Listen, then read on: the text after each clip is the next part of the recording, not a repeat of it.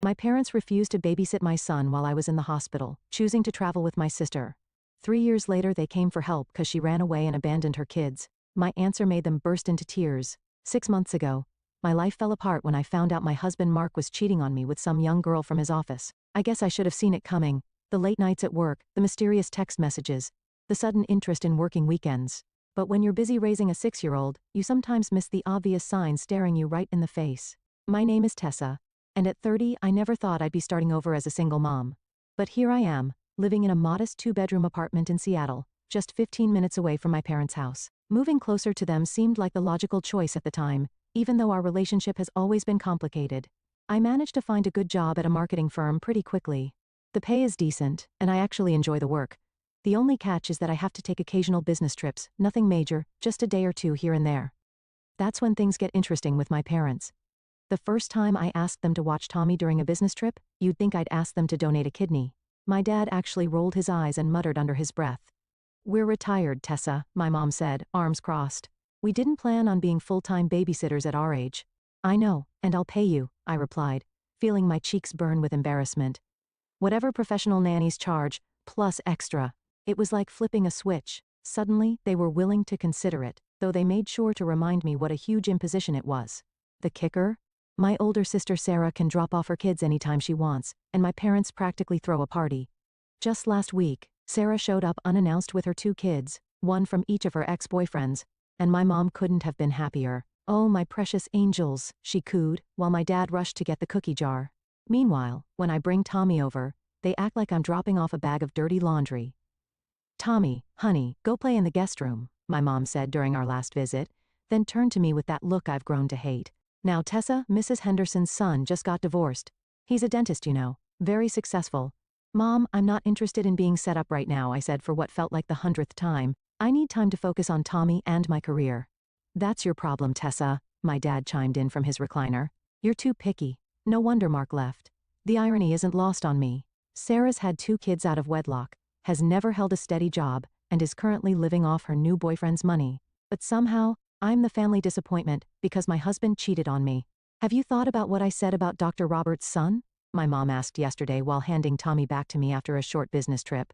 "He's only been divorced twice, and the second one wasn't even his fault. I've learned to let their comments roll off my back, mostly. What choice do I have? They're Tommy's grandparents, and despite their clear favoritism towards Sarah and her kids, I need their help. But sometimes, late at night when Tommy's asleep, I wonder how my own parents can treat me like this, how they can criticize every move I make, while turning a blind eye to Sarah's chaos. I woke up one Tuesday morning feeling like I'd been hit by a truck. My throat was raw, my head was pounding, and I could barely drag myself out of bed. Tommy was already up, watching cartoons in the living room. "Mommy, are you okay?" he asked, his big brown eyes full of concern. "You sound funny." I tried to smile, but even that hurt. "Just a little cold, buddy. Nothing to worry about." After calling in sick to work, I knew I had to figure out what to do with Tommy. I couldn't risk him catching whatever I had, so I grabbed a medical mask from the bathroom cabinet and called my parents. "I'm not feeling well," I croaked into the phone. "Could you watch Tommy for a couple of days until I'm better?" There was a long pause before my mother responded. "Well, you know our rates, Tessa, and we'll need the money up front this time." I wanted to scream. Who asks their sick daughter for payment in advance to watch their own grandson? But I bit my tongue and made the transfer right away. What choice did I have? After dropping Tommy off, I crawled back into bed, hoping some rest would kick whatever this was. But as the hours ticked by, I only got worse. By evening it felt like an elephant was sitting on my chest. Each breath was a struggle, and the room started spinning every time I tried to stand up. When I started seeing black spots in my vision, I knew this wasn't just a cold. My hands were shaking so badly I could barely dial 911. The next few hours were a blur of sirens, white corridors, and medical terms being thrown around. Finally, a doctor in blue scrubs stood at my bedside with a grim expression. "Severe pneumonia," he said, showing me my chest x-ray. "You'll need to stay in the hospital for at least 2 weeks." 2 weeks? My heart started racing. What about Tommy? What about work? I managed to call my boss first, who was surprisingly understanding about the situation. But when I called my parents, that's when everything really fell apart. "Mom, I'm in the hospital." I wheezed into my phone. "The doctors say I need to stay for at least 2 weeks. Could you please?" "Absolutely not." My mother's shrill voice cut through my explanation like a knife. "We're going on a trip in 3 days, your father, me, Sarah, and the kids. It's all arranged. We're not canceling our plans just because you can't handle your responsibilities as a mother. The hospital room seemed to close in around me as I processed my mother's words. I couldn't believe what I was hearing. My own mother was choosing a vacation over her sick daughter and grandson. "Mom, please," I begged, my voice cracking from both emotion and illness. "I'll pay you double what you usually charge for watching Tommy. I know it's an inconvenience, but I'm really sick." The silence on the other end of the line stretched out for what felt like an eternity. I could picture my mother sitting in her favorite armchair, probably twirling that strand of gray hair she always plays with when she's calculating something. Finally she spoke. "Well, your father and I paid $5,000 for this trip," she said, her voice taking on that familiar business-like tone she uses when she thinks she has the upper hand. "If you can pay us $10,000 to cover our expenses and the inconvenience, we'll consider canceling." The oxygen monitor beside my bed started beeping faster as my heart rates bite. $10,000? I felt like I was in some bizarre nightmare where my mother had turned into a hostage negotiator and my son was the hostage. "Mom, that's crazy," I wheezed, trying to catch my breath. "You know I don't have that kind of money right now. I'm a single mother with a mortgage to pay." "Then I suggest you figure something out," she snapped. "Because if you don't pick up Tommy in 3 days, I'm putting him outside." "I'm not missing this trip, Tessa. You always do this, create drama, and expect everyone to drop everything for you." The line went dead. I stared at my phone in disbelief, then immediately tried calling back. No answer. I tried again, straight to voicemail, again, nothing. My own mother had blocked my number while I lay in a hospital bed, struggling to breathe. The reality of my situation hit me like a tidal wave. I was alone in this city, really, truly alone. All our relatives lived in other states, Aunt Martha in Florida, Uncle Jim in Texas, Cousin Rachel in Michigan. And having only moved back 6 months ago, I hadn't had time to build any close friendships yet. Sure, I had work colleagues, but who asks a work acquaintance to take their child for 2 weeks? In desperation, I did something I'd been trying to avoid. I called Mark. My hands were shaking as I dialed his number, and not just from the fever. "Tessa," he sounded surprised to hear from me. "What's wrong?" I swallowed my pride and explained the situation, trying to keep my voice steady. "I know it's a lot to ask, but could you possibly take Tommy for a couple of weeks? I'm in the hospital with pneumonia, and my parents I can't." He cut me off. "Rachel's due to give birth any day now. We're actually heading to the hospital tomorrow for the scheduled C-section." Rachel, his new wife, the 25-year-old who'd been his secretary, the one he'd left us for. And now she was giving birth to their new baby, while I lay here alone in a hospital bed, with nowhere to send our son. I stared at my phone's contact list. There was one name I'd been avoiding, one last possible lifeline, but just seeing it made my stomach churn. Patricia, my former mother-in-law. We hadn't spoken since the divorce 6 months ago, and even before that, our relationship had been rocky at best. Patricia had never thought I was good enough for her precious Mark. She'd made that clear from day one, with her backhanded compliments and not-so-subtle criticisms. "Oh, you're working in marketing? How interesting. I always thought Mark would end up with someone in a more substantial profession." That kind of thing. After the divorce, she'd cut all contact with me. No surprise there. She'd probably been thrilled when Mark traded me in for a younger model. But right now, she was my only hope. My finger hovered over her name for what felt like hours. The oxygen mask fogged up with each shaky breath I took. Finally, I pressed call before I could talk myself out of it. 1 ring, 2 rings, 3. "Tessa?" Patricia's voice was filled with surprise, and something else I couldn't quite identify. "Is everything all right?" Just hearing her voice, that familiar, properly modulated tone that had so often delivered subtle jabs at my parenting, my career, my everything, made my eyes well up with tears. "Patricia," I started, my voice breaking. The whole story came tumbling out between suppressed sobs and wheezing breaths. The pneumonia, the hospital, my parents' ultimatum, Mark's refusal to help. By the end I was practically hyperventilating, and a nurse had to come adjust my oxygen flow. The silence that followed felt endless. I braced myself for rejection, for some cutting remark about how this proved I couldn't handle things on my own. "I'll be there tomorrow," Patricia said firmly. "Text me your apartment address and your parents' address. I'll pick up Tommy and stay at your place with him until you're better."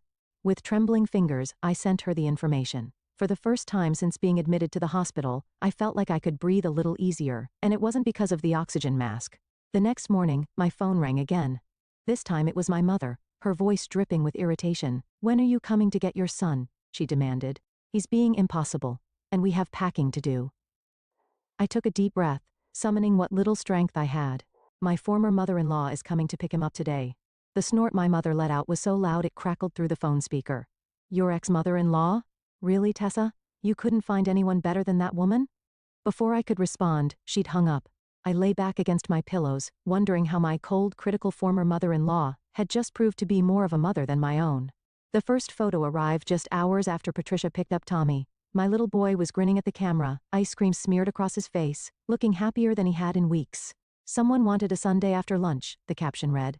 I found myself smiling despite the pain in my chest. Throughout the day, more photos kept coming. Tommy doing his homework at the kitchen table, Tommy helping to make dinner, Tommy showing off a pillow fort he'd built in the living room. Each snapshot was like a tiny piece of home reaching through the sterile hospital walls. "Look what Grandma Patricia got me." Tommy's excited voice came through in a video message that evening. He was proudly displaying a new dinosaur puzzle. The camera panned to show Patricia sitting cross-legged on my living room floor, puzzle pieces scattered around her. The days passed more easily knowing Tommy was in good hands. I focused on my recovery, doing breathing exercises, and following every instruction from my doctors. Finally, after a week of treatment, they cleared me for visitors. The sound of running feet echoed down the hospital corridor before Tommy burst into my room, his face lit up with joy. "Mommy." He threw himself carefully onto my bed, mindful of the 4 lines just as Patricia must have warned him to be. "We brought you some real food," Patricia said, holding up a thermal bag. "Hospital food isn't fit for recovery." She unpacked containers of homemade soup, fresh bread, and what looked like my favorite lemon squares, though I'd only mentioned liking them once, years ago at a family gathering. As Tommy chatted excitedly about his week, I watched Patricia. She was different somehow, softer around the edges, the perpetual criticism absent from her expression. She asked about my treatment, actually listened to my answers, and seemed genuinely concerned about my well-being. Their visits became a daily bright spot. Patricia would bring something new each time: books, magazines, more home-cooked food. She'd tell me funny stories about Tommy's adventures at home while he played with the toys she'd brought him. During one visit, while Tommy was absorbed in his new coloring book, Patricia grew quiet. She seemed to be wrestling with something. "I owe you an apology, Tessa," she finally said, her voice low. "The way I treated you all those years. I was wrong." I nearly dropped the soup spoon I was holding. In all the years I'd known her, I'd never heard Patricia admit to being wrong about anything. "I've seen who my son really married now," she continued, a shadow crossing her face. "That woman, all she cares about is spending Mark's money, 3 different designer handbags in 1 week. And the way she talks to him." She shook her head. "You were good for him, Tessa. You loved him for who he was, not what he could buy you." I was too blind to see it then. As I watched her help Tommy with his coloring, I realized that sometimes family isn't about blood or marriage certificates. Sometimes it's about who shows up when you need them most, who puts their own life on hold to take care of your child, who brings you soup and apologizes when they've been wrong. While I was still in the hospital, my phone buzzed with a social media notification. My sister had tagged our parents in some photos from their beach resort. There they were, all smiles and sunburns, cocktails in hand, the kids building sandcastles. The caption read, "The main thing is the family." I actually laughed out loud when I saw it, startling the nurse who was checking my for. The irony was almost too perfect. "The main thing is the family," posted by the same people who had demanded $10,000 to look after their sick daughter's child, the same people who had threatened to put their own grandson out on the street. When I was finally discharged, Patricia and Tommy were waiting at my apartment. They'd cleaned the whole place, stocked the fridge, and even put up a welcome home, mommy banner that Tommy had made himself. I hugged Patricia tight, trying to convey everything I couldn't put into words. "Thank you," I managed to say, "for everything." "That's what family is for," she replied simply, and I felt the weight of those words, how different they sounded coming from her compared to my own parents' empty version. Getting back to normal life took time. I found a wonderful babysitter named Maria who Tommy absolutely adored. When I had to travel for work, I didn't even consider calling my parents anymore. Why subject Tommy to people who saw him as a burden when Maria treated him like her own? My parents tried calling a few times, but I let it go to voicemail. What was there to say? They'd shown me exactly where I stood in their hierarchy of importance, somewhere below a beach vacation and $10,000.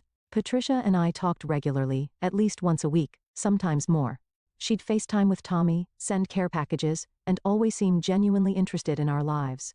It was the kind of maternal relationship I'd always wished I had with my own mother.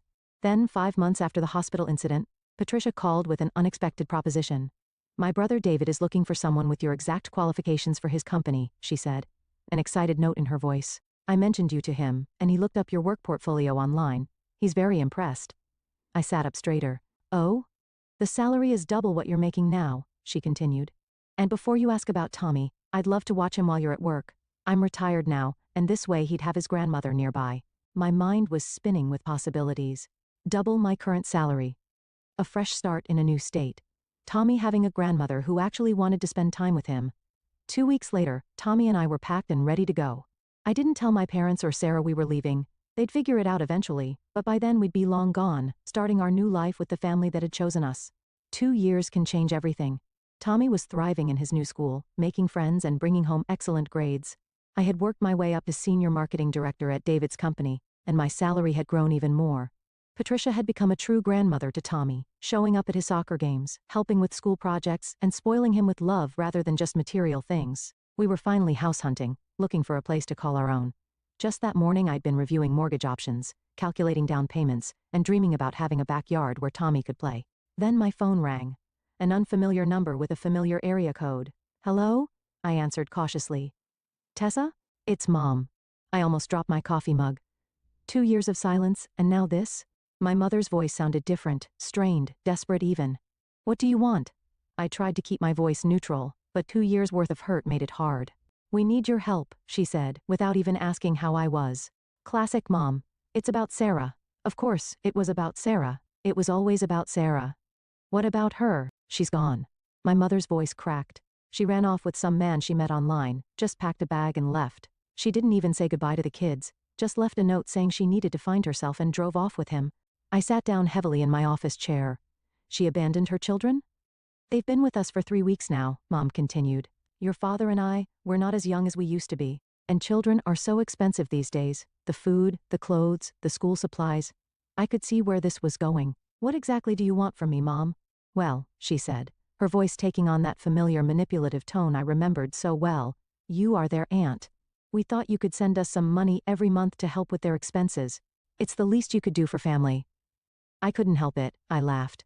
A real, genuine laugh that bubbled up from somewhere deep inside me. "The least I could do for family?" I repeated, still chuckling. "Like when you demanded $10,000 to watch your own grandson while I was hospitalized? Like when you threatened to put a 6-year-old child out on the street? That kind of family obligation? That was different," my mother spluttered. "We had plans." "No, Mom, you had a choice. You chose a beach vacation over your sick daughter and grandson. You chose Sarah's drama over my stability every single time. And now you're calling me, after 2 years of silence, asking for money?